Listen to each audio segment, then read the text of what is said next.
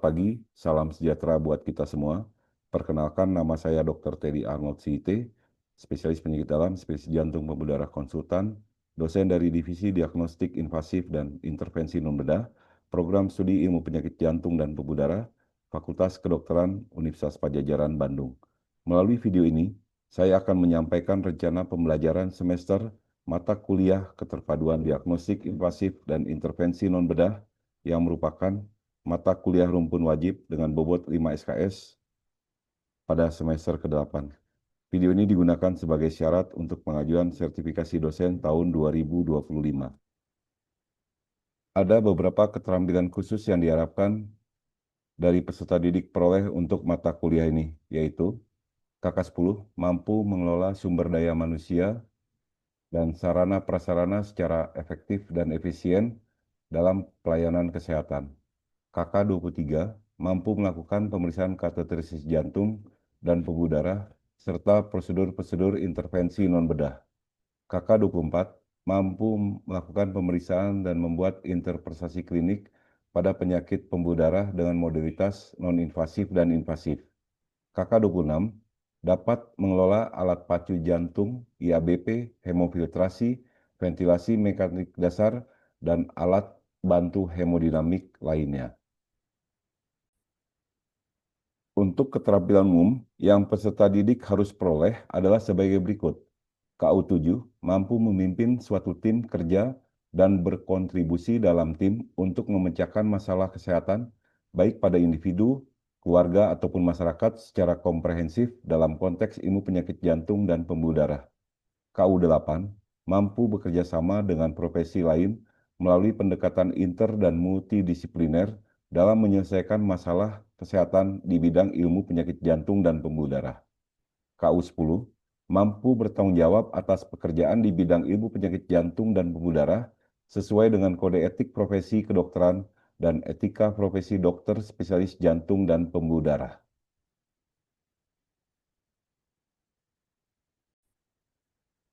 Sedangkan pengetahuan yang harus dicapai oleh peserta didik dalam mata kuliah ini adalah sebagai berikut.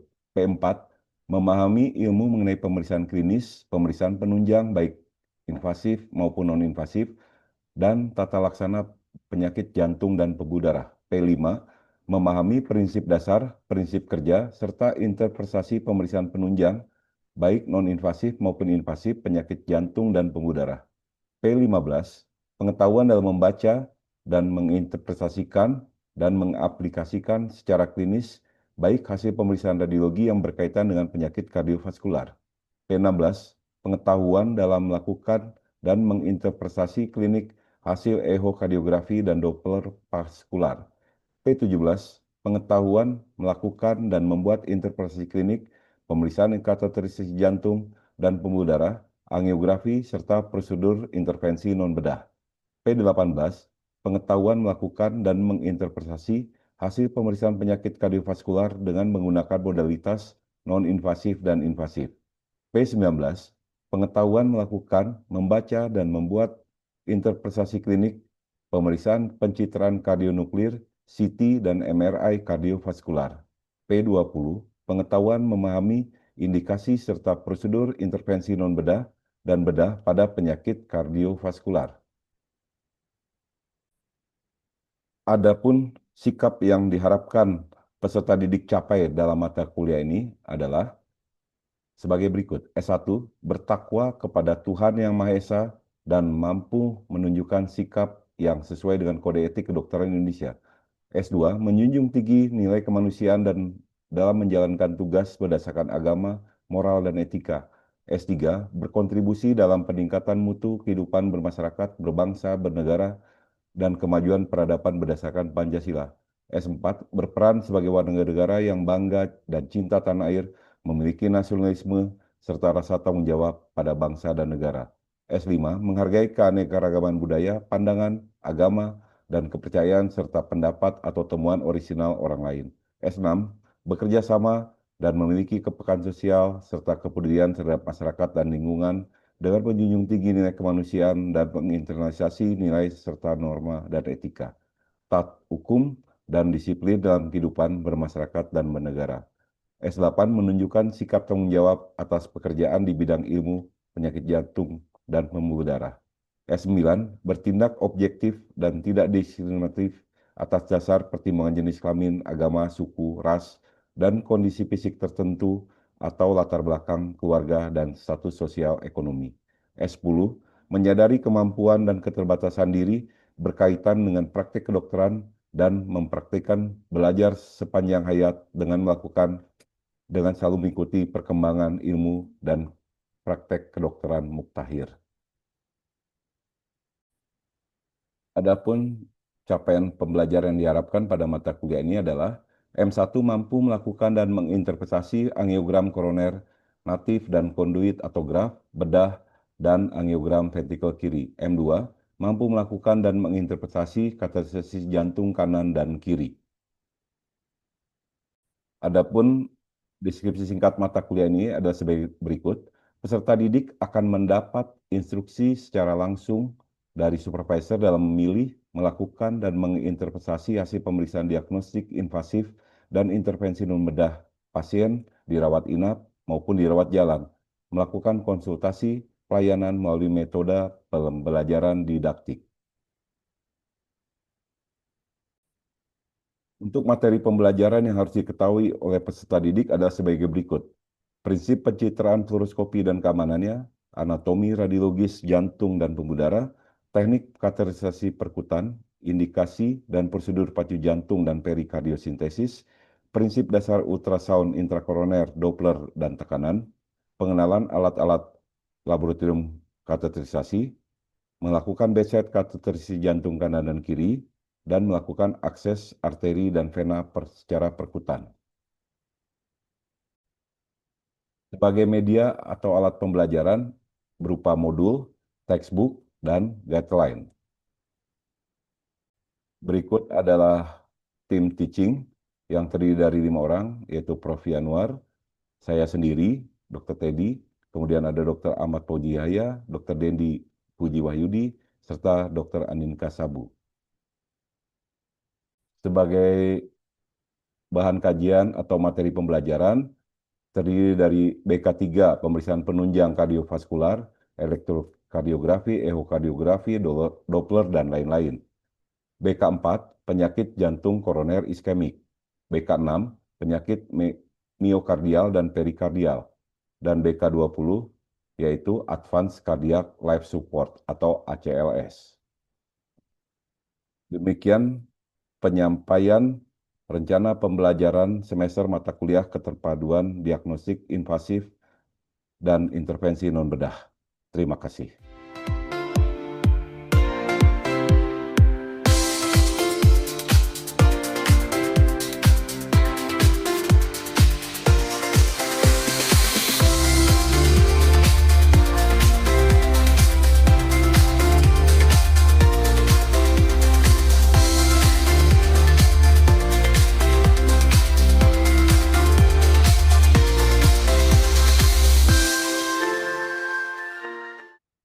Baik, selamat siang semuanya, para peserta didik residen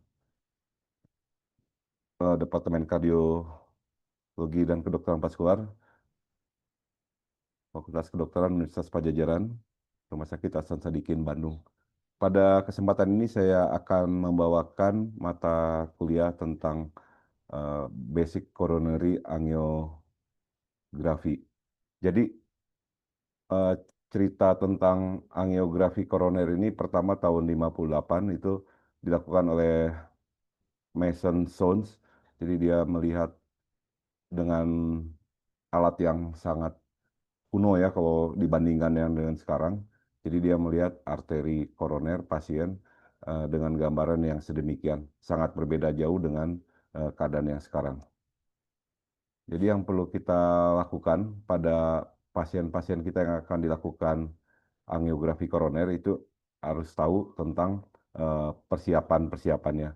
Jadi kita harus melihat radial aksesnya, apakah kita dapat merabanya dengan baik, karena radial akses ini direkomendasikan di guideline ESC tahun 2018. Kemudian kita harus melakukan pemeriksaan darah rutin dan fungsi ginjal. terutama pada pasien-pasien dengan gangguan ginjal yang kita ketahui sebelumnya, dan pemilihan kontras bila ada gangguan ginjal tersebut. Kemudian ini pemeriksaan radial di tangan kanan ataupun kiri di mana kita melakukannya. Jadi manual Allen test ini zaman dahulu harus dilakukan, tapi sekarang sudah mulai ditinggalkan. Jadi secara normal itu telapak tangan kita berwarna pink gitu ya. Dan kalau ada penyumbatan akan ketahuan dengan tes ini. Jadi kita menekan kedua arteri ulnar maupun radialis, kemudian kita lepaskan yang di ulnarnya, dia kalau normal akan kembali dalam waktu 5 sampai 9 detik, kembali pink seperti semula. Dan kemudian kita juga harus menghitung Mehran risk score-nya itu untuk menilai risiko gangguan ginjal yang diakibatkan kontras yang akan kita berikan. Dan bila skornya kurang dari 5 itu berarti aman. Kalau 6 sampai 10 moderate, 11 sampai 16 kita harus curiga pasien ini bisa terjadi gangguan ginjal akut bila diberikan kontras. Bila yang skornya lebih 16 itu sangat tinggi. Ini berbeda dengan orang-orang yang dilakukan hemodialisis. Kalau hemodialisis kita tidak perlu takut karena setelah setelah dilakukan tindakan kita bisa lakukan hemodialisis. Komponennya ini bisa dibaca, ada hipotensi, kemudian ada gangguan gagal jantung yang kronis, kelas 3, kelas 4 kita harus hati-hati, kemudian umur, ada penyakit diabetes, anemia, kemudian hitung IGFR-nya. Kemudian kita juga harus lakukan hidrasi dengan salin, NaCl 0,9%, dengan panduannya kita berikan 1 ml per kilogram per jam, maksimal 100 ml per jam dalam waktu 24 jam dia. Jadi 12 jam sebelum tindakan dan 12 jam setelah tindakan. Tapi hati-hati juga pada pasien dengan congestive heart failure, di mana ejeksi pressure-nya kurang dari 40.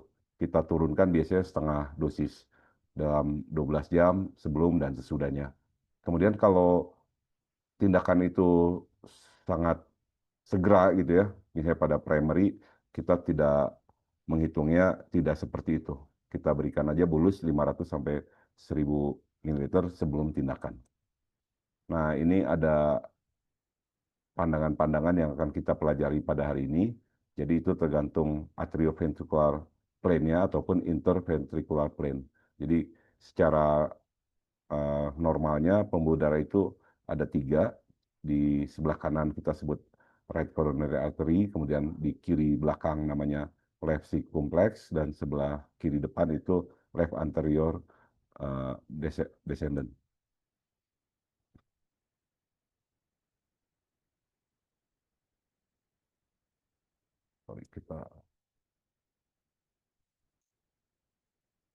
Saya di pause ya ininya ya. Yes. Gimana caranya? Kok di pause ya? Ke pause ya? Bergerak nggak ini saya? Tidak bergerak, Dok. Bergerak ya? Tidak, Jadi Dok. tidak ya? Tunggu sebentar ya. Kok di ke pause sendiri ya? Udah? Ke pause ya? Masih belum bergerak, Dok. Ya, ya, tunggu dong.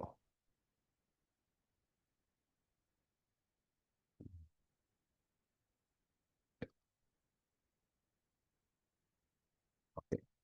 Udah ya, ada kelihatannya.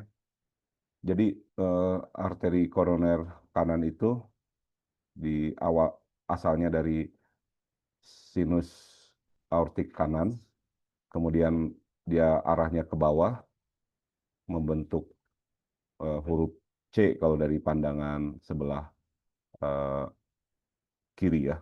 Dia memperdarahi 25 sampai 35% dari left ventricular.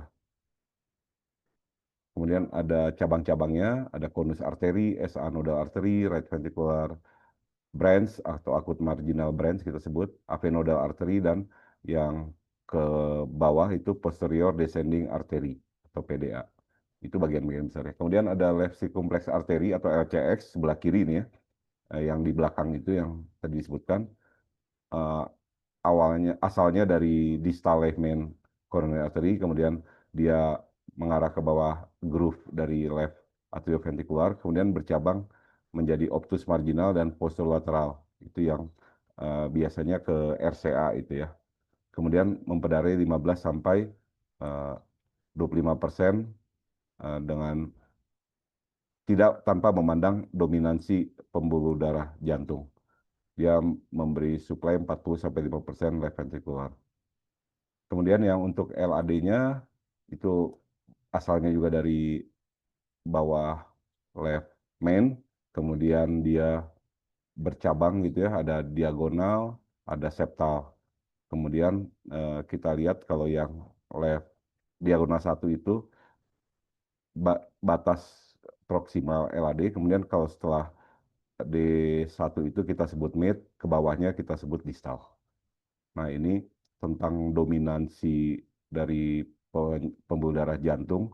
Kalau kita sebut rate dominan itu artinya si PDA atau PL itu posterolateralnya diperdarai dari right coronary. Tetapi kalau yang left dominan itu bagian dari PLA-nya itu diperdarai oleh dari kiri, dari LCX ataupun dari LAD. Kalau kodominan itu dia hampir seimbang pemberian suplai darahnya dari ke PL atau PDA.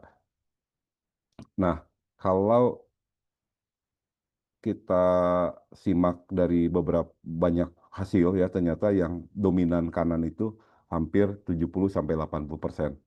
10%-nya left dominan, yang jarang itu eh, yang kodominan ya.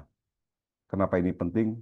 Karena kita nanti waktu melakukan tindakan kita mana yang kita akan selamatkan, misalnya kalau eh, kena RCA gitu ya, apakah nanti LCX-nya yang kita selamatkan ataupun RCA-nya. Kalau yang biasanya rata-rata kalau right dominant itu kita lakukan stenting di right koronernya.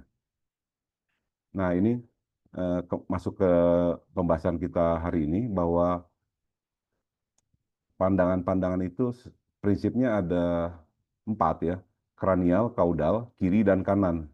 Jadi itu tergantung siamnya. Jadi kalau kita lihat dari bawah, jadi si sinarnya itu di bawah kepala itu ya, si apa sumber sinarnya, si siamnya di atas, di bawah perut itu. Kalau yang kaudokranial itu pandangan kranial, jadi si siamnya di atas, asal sinarnya dari bawah. Nah, ini yang pandangan yang tadi disebutkan yang kanan dan kiri. Jadi si siamnya ada kanan, kalau itu namanya RAO, kemudian siamnya yang kiri dia kita sebut LAO. Nah, untuk pembuluh darah kiri ada 4 standar yang perlu kita ketahui. Ini biasanya kalau kita melakukan harus tahu itu ya. Kita sebut ada LAO kranial 20, ada LAO 40 kaudal 20, RAO 20 kaudal 20, RAO 10 kaudal 40. Nanti ada juga yang suplementalnya, tambahan pandangan tambahan itu AP kranial 3 sampai 4 30, kemudian AP kaudal itu untuk melihat beberapa pembuluh darah yang perlu kita lihat. Misalnya pada LAO 40 kranial 20 itu kita melihat LAD dan diagonal. Pada LAO 40 kaudal 20 kita melihat proksimal dari LAD, proksimal LCX dan distal left main. Kemudian RAO 20 kaudal 20 itu melihat left main, proksimal dari mid atau distal dari LCX. Kemudian untuk RAU dan kranial kita melihat proksimal atau mid dari LAD. Nah, untuk right coronary artery itu ada 2 pandangan yang penting, yaitu LAO 40, kranial 20 untuk melihat proksimal dan mid RCA. Sedangkan untuk RAO 30, kranial 20 itu untuk melihat proksimal dan mid RCA. Eh, jadi prinsipnya kalau kita mau melihat yang proksimal, kita lihat dari bawah gitu ya, dari kaudal. Kalau melihat yang kaudal, kita lihat dari proksimal. Jadi berkebalikan. Dan ada beberapa tambahan ini AP kranial 30-40, LAO 50, kranial 30. Biasanya kita lakukan ini untuk penempatan stand nantinya, kalau kita biar pas gitu ya. stand-nya. Jadi kita perlu beberapa pandangan, tidak kaku pada pandangan yang standar saja.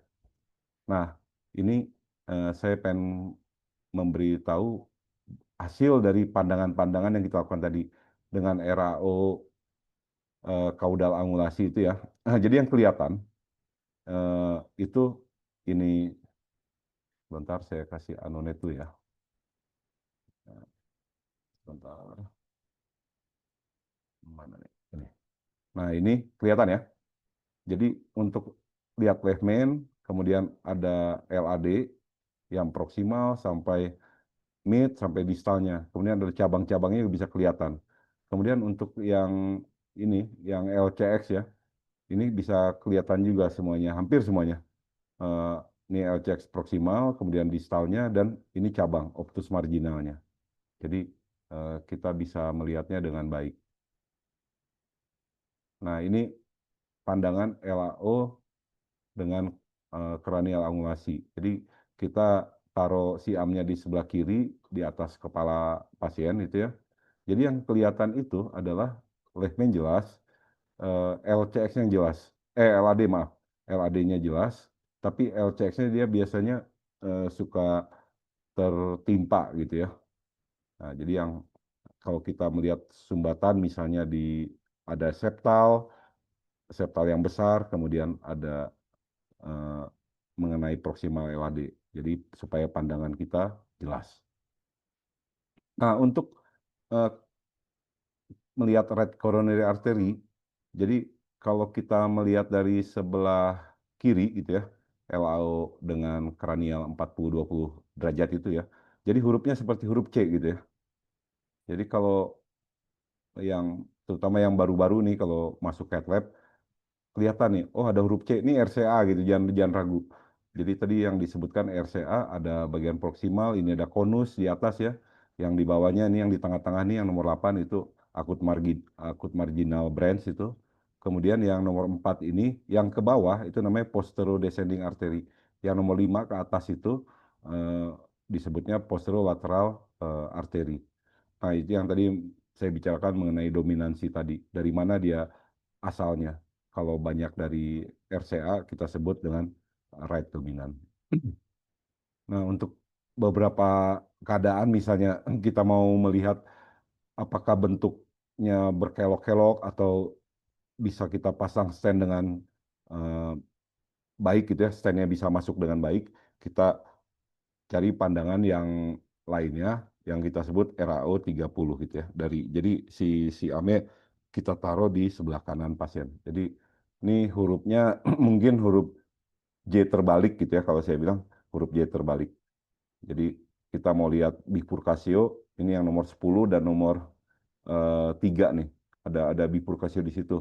Jadi itu lebih jelas gitu ya. Jadi kita mau pasangnya dengan baik letaknya. Apa perlu teknik yang lebih khusus atau cukup profesional, stenting misalnya ya. Nah ini ada beberapa contoh dari hasil angiogram kita. Ini pandangan LAO kranial. Jadi yang kelihatan itu kan left main, kemudian ada LAD dan diagonal. Jadi kita bisa lihat jelas dengan LCX juga. Kalau ada stenosis, kita bisa lihat dengan jelas. Tetapi pada LCX-nya kita bisa lihat hanya dia agak bertumpuk gitu ya. Kalau untuk melihat LCX dari LAU itu kurang baik dari LAU kranial. Kemudian ini yang kita sebut RAO kranial, jadi dari sebelah kanan. Jadi eh, misalnya pada orang-orang dengan STEMI gitu ya, STEMI anterior, kan penyempitannya di pas kemungkinan besar itu di pembuluh darah LAD. Dari pandang ini sangat jelas kita bisa lihat LAD-nya septal maupun diagonal. Juga di left main ya, adakah stenosis ke arah LCX misalnya, itu bifurkasilnya. Jadi kita harus lihat dari beberapa arah. Nah ini yang terkenal gitu ya, spider gitu. Yang disebut spider itu LAO caudal. Jadi ditaruh di bawah si siamnya, tapi ke arah left anterior oblique gitu. Jadi itu jelas kelihatan nanti left main-nya dengan bifurkasio LAD dan LCX. Serta kalau ada OM yang besar yang letaknya di atas ataupun ada intermediate. Jadi kita bisa lihat ini dengan sangat baik. Pandangan ini juga kita lakukan biasanya kalau kita melakukan tindakan-tindakan di osteal, baik osteal LAD maupun osteal di LCX. Dan ada juga pandangan RAU kranial, ini kita melihat dengan jelas ya di diagonal LAD sebenarnya sama apa maaf di mid LAD sama diagonal. Kalau yang LCX-nya itu jadi agak bertumpuk, kita agak susah melihatnya. Biasanya kita lakukan pemeriksaan ini kalau ada stenosis di bagian mid ke bawah.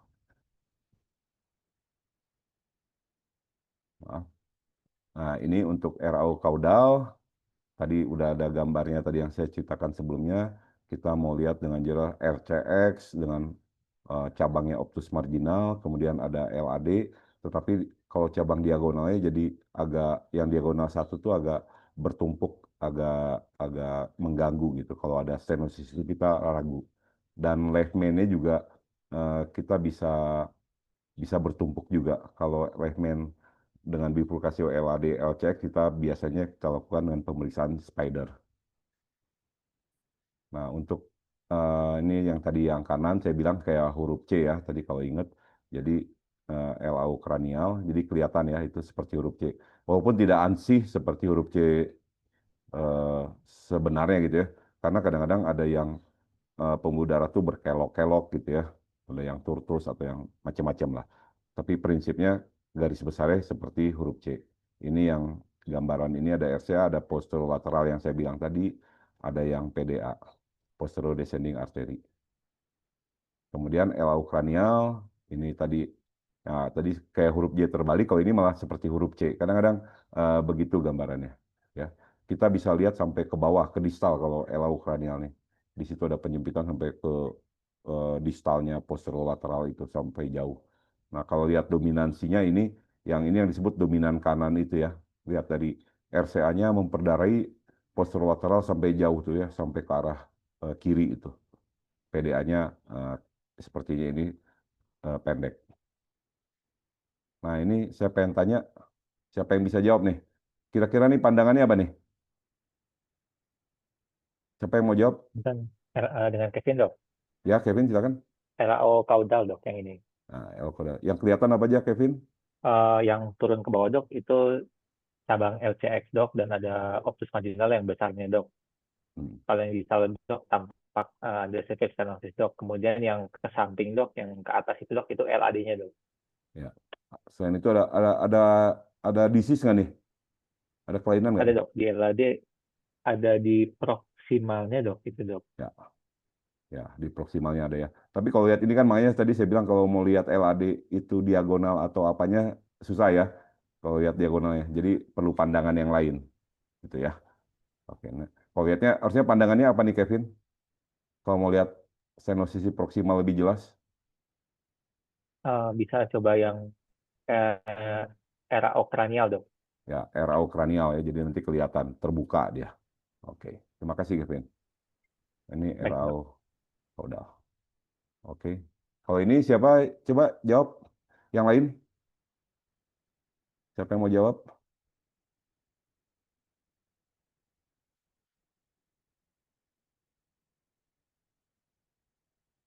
Ini pandangan apa nih? Sama ya. Ini RAO caudal juga ya. RAO kranial, sorry. RAO kranial. Jadi kita mau lihat si LAD-nya ya. Tapi ini seperti apa RAU kaudal, tapi ternyata enggak. Ini LCS-nya yang dominan gitu, yang besar. LAD-nya kecil. Jadi eh, kadang-kadang tidak semua juga, walaupun secara normalnya pembuluh darah LAD yang paling banyak memperdarahi eh, left ventricle ya. Tapi beberapa keadaan seperti ini. Ya, ini LAO kranial. Kemudian, ini pembuluh darah apa nih? Pandangannya apa? Pembuluh darahnya apa? Siapa yang mau jawab? Punten dok, dengan Ya, Rizka dok, izin ya. coba menjawab dok. Hmm. Ini spider dok atau LAO caudal ya dok. Mm-mm.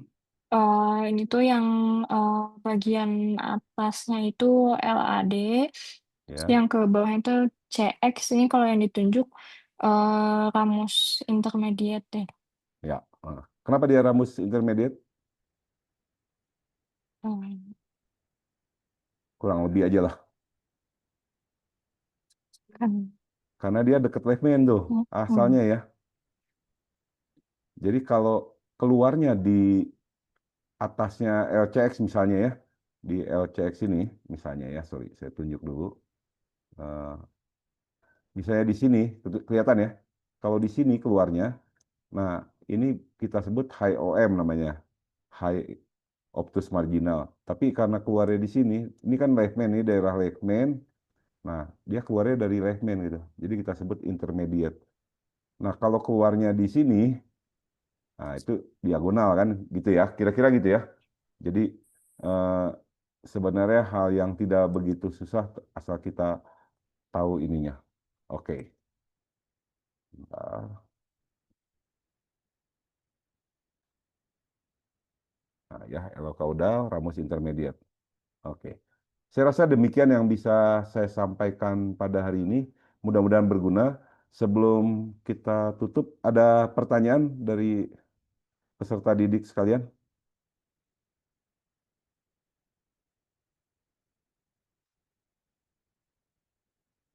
Dok, Ya, dengan silakan. Kevin dok, izin bertanya dok.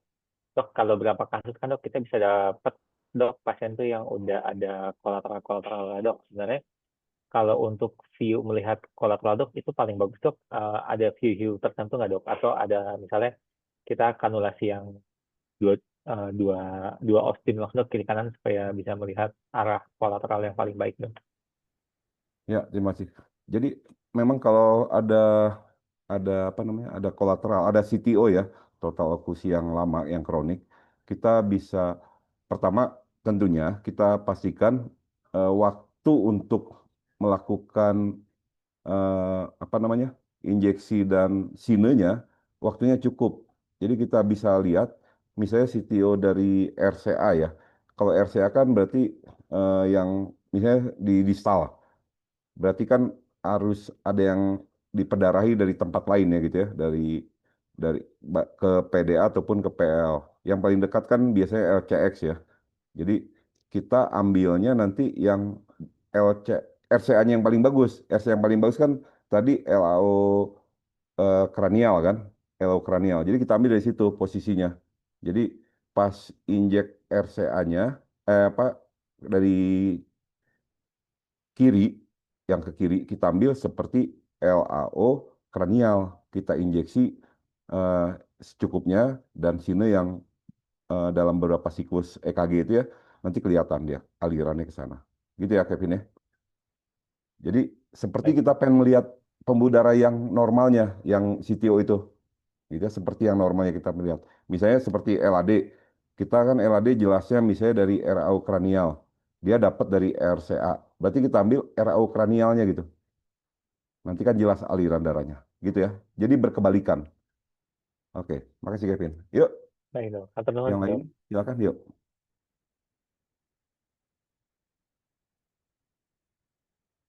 Dok, punten dong langsung yang dok, izin bertanya dok, kalau misalnya pada awal kita, pada saat injeksi awal kontrasi dok, misalnya mau lihat dia calcifed atau tidak, apakah ada penanda khusus atau tidak ya dok? Kadang membandingkan dia, apakah dia si personas dulu atau calcifed dulu dok awalnya dok? Ya, terima kasih. Jadi kalau calcified itu ya, secara angiografi kita melihatnya kasar sih sebenarnya. Jadi kalau yang jelas ya mungkin yang sudah pernah di angio atau yang bukan yang pernah, sudah stase di cath lab gitu, akan kelihatan begitu sebelum diinjeksi kita kan sine dulu. Nah ini kebanyakan kita sine langsung diinjeksi. Jadi kasih waktu. Kita kita fluoro. Nah waktu fluoro itu kelihatan tuh dia ada bayang-bayang pembuluh darah. Nah, kita sine, baru kita injek. Jadi kasih waktu. Jadi kebanyakan kita tuh enggak. Jadi di fluoro, sine, langsung tembak kontras. Diinjeksi kontras. Padahal harusnya kita sine, tunggu beberapa detik gitu ya. 2-3 detik. Jadi kelihatan nanti pas rekamannya, oh ini ada calcified atau enggak.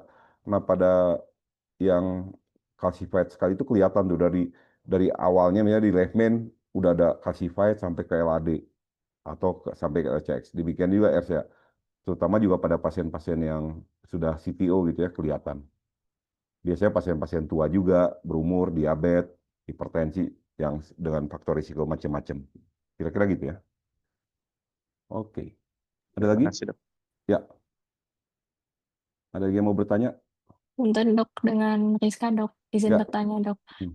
Misalnya dok kita dapatkan ada kasus LM pendek dok, LM-nya pendek. Nah, bagaimana cara mendapatkan view LCA yang baik pada kasus-kasus LM pendek dok? Karena kan misalnya kanulasinya tuh jadi lebih cenderung ke LAD atau LCX Ya, ya. langsung gitu.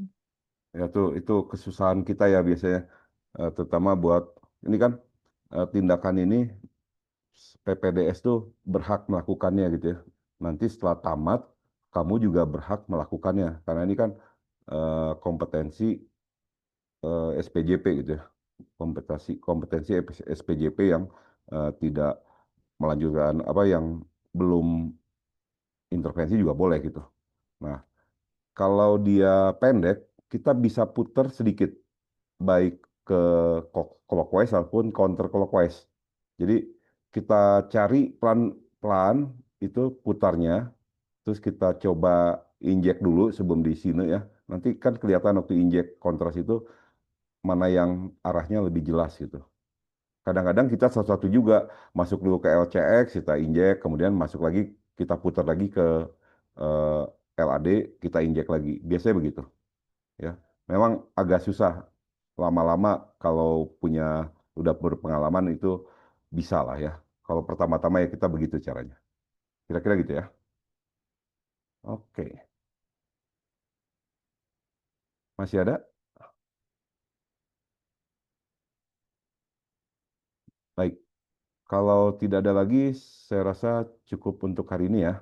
Mudah-mudahan berguna nanti buat semuanya, buat yang belum masuk cat lab ataupun buat teman-teman nanti yang tidak masuk cat lab juga ya, udah pernah masuk cat lab lupa gitu. Jadi paling nggak teringat lagi. Nanti eh, kema- pengetahuan ini bisa juga berguna nanti kalau kamu berhadapan dengan pasien yang dikirim atau sudah dilakukan PCI atau angiografi, minta penjelasan sama kamu sebagai dokter jantung, ini hasilnya gimana dok? Paling nggak kamu bisa menjelaskannya.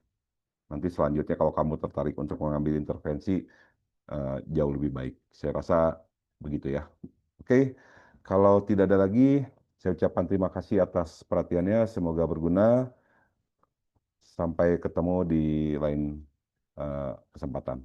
Terima kasih.